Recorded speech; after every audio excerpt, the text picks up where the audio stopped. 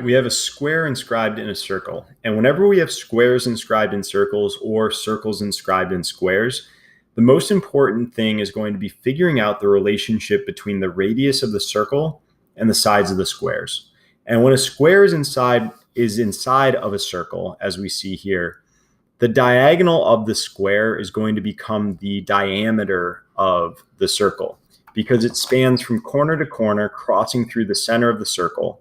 And that guarantees that this distance here, which is half of the diagonal, will be the radius.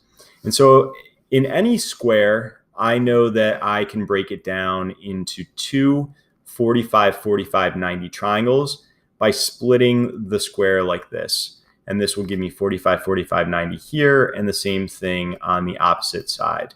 And 45, 45, 90 triangles are important because they always have a relationship of x to x to x root 2 for the hypotenuse of that triangle, which means if I have an area of 16 for the square, the sides of the square are going to have to be 4 each.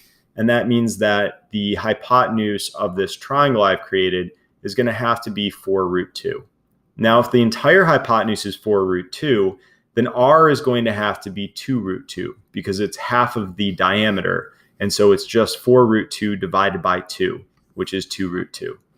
If we plug that back into our area of a circle formula, we end up with pi times 2 root 2 squared, which is equal to pi times 2 squared times root 2 squared, which is equal to pi times 4 times 2, or 8 pi.